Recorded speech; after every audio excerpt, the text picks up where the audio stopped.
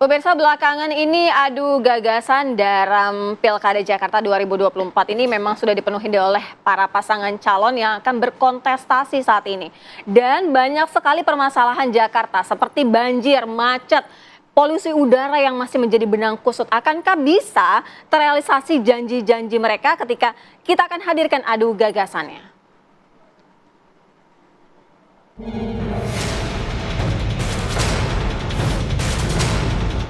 Pilkada Jakarta 2024 diprediksi para pasangan calon gubernur dan wakil gubernur akan beradu program andalan.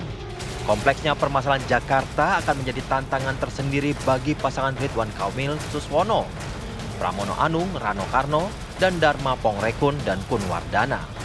Mereka akan unjuk kebolehan dalam meracik program-program terpilih yang diharapkan warga Jakarta. Sejatinya perkembangan Jakarta dari masa ke masa terus membaik. Transportasi hingga layanan digital yang sudah dirintis gubernur sebelumnya menjadi program yang diharapkan terus dikembangkan di masa kegubernuran terpilih kelak. Namun masalah kaum miskin kota, banjir, kemacetan, dan polusi udara yang hingga saat ini masih menggurita menjadi pekerjaan rumah bagi RK Suswono, Pramono Rano Karno, dan Dharma Kun yang tak bisa dibilang mudah.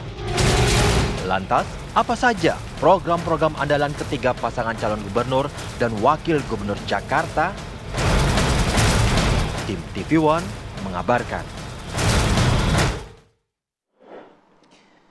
Ya, warga Jakarta tentu butuh inovasi dari para cagup ini terkait masalah Jakarta, termasuk masalah banjir yang tidak kunjung tuntas. Seperti yang terjadi di pemukiman warga di Komplek Polri di Jalan Pondokarya, Mampang Perapatan, Jakarta Selatan yang terendam banjir pada Jumat dini hari tadi. Tingginya curah hujan di Jakarta sejak sore hingga malam hari ini membuat saluran air pun tak mampu menampung debit air. Kondisi ini diperparah oleh meluapnya air dari Kali Mampang akibat intensitas hujan yang cukup tinggi di kawasan hulu seperti Bogor dan Depok, Jawa Barat. Ketinggian banjir di perubahan Kompleks Polri hingga Jumat dini hari masih berkisar antara 40 hingga 50 cm. Akibat adanya banjir, para pengendara juga harus memilih jalan yang lebih tinggi lagi hingga ada pemotor yang mengalami mati mesin akibat nekat menerobos banjir.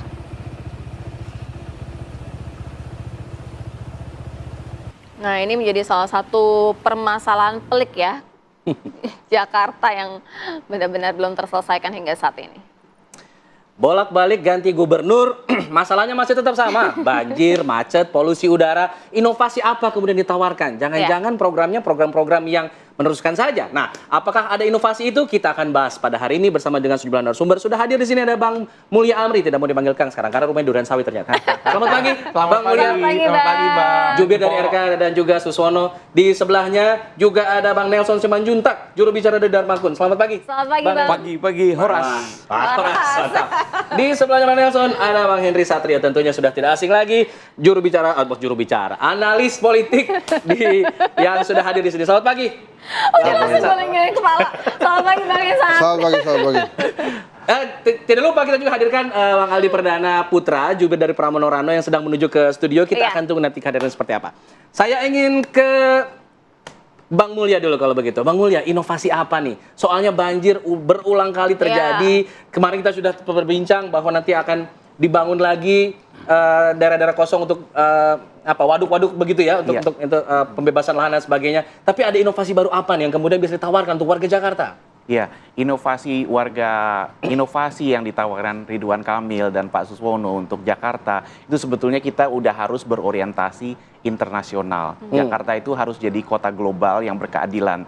Jadi ini sebetulnya langkah yang meneruskan perkembangan yang selama ini udah dialami oleh Jakarta. Kalau kita lihat apakah Jakarta sampai sekarang tidak ada perbaikan selama bertahun-tahun, berdekade-dekade, tentunya ada perbaikan. Jadi ini harus dilanjutkan. Tapi yang ingin kita lakukan sekarang adalah terobosan. Karena kita udah status Jakarta udah harus upgrade nih. Tentunya sebagai kota kelas dunia harus punya banyak ruang terbuka hijau, pengelolaan banjirnya harus ditata secara benar. Mengenai bagaimana caranya, itu sebetulnya udah banyak dibahas dari kemarin-kemarin ya. Mulai dari resapan air, pengelolaan air yang datang dari luar, pengelolaan air yang datang dari ROP dan lain-lain. Nah, yang diperlukan sekarang adalah push-nya.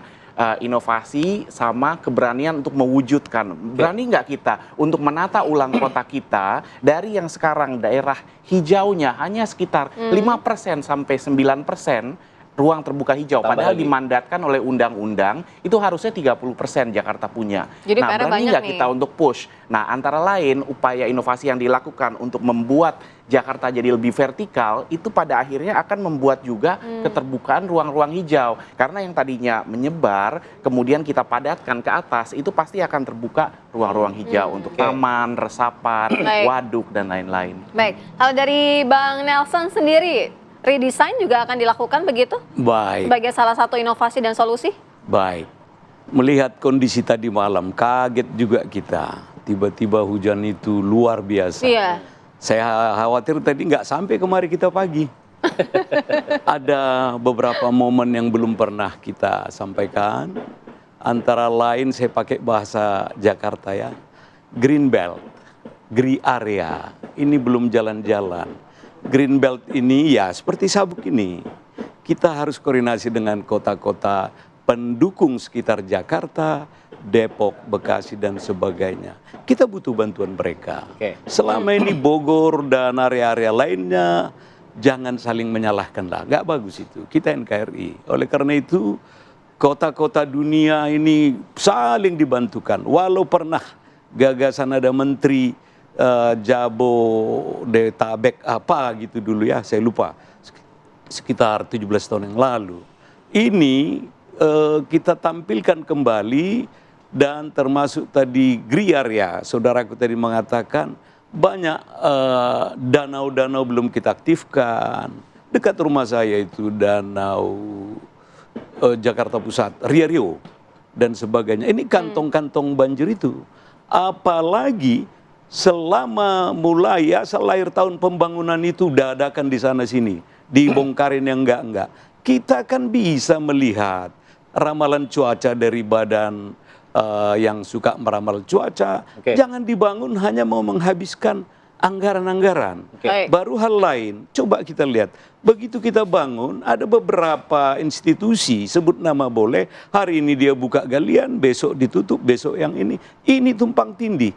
Kenapa kita tidak buat? Kita mau nyatakan Jakarta aman, keluargaku nyaman, dengan menampilkan bagaimana ekonomi global Jakarta yang mandiri, beradab, dan tentunya lestari. Oke, Baik. saya pengen sebenarnya untuk mendetailkan lagi Bang Nelson, Iya. apa kemudian langkah konkretnya seperti apa begitu. Kalau tadi kan gambaran umum, oke kita tahu pasti semua gambaran umumnya seperti itu. Tapi saya ingin yang lebih konkret, misalnya seperti yang dikatakan oleh Kunwardana, bahwa kita sudah punya alat teknologi, Iya. alat pemindah awan. Kalau Doraemon mungkin gitu ya, alat pemindah awan gitu ya. Ini tapi sebenarnya apa alatnya? Kalau memang ada alat itu kenapa tidak digunakan dari kemarin-kemarin gitu kan? Bukan nggak ada alat itu membuat hujan, memindahkan hujan seperti yang beliau nyatakan boleh.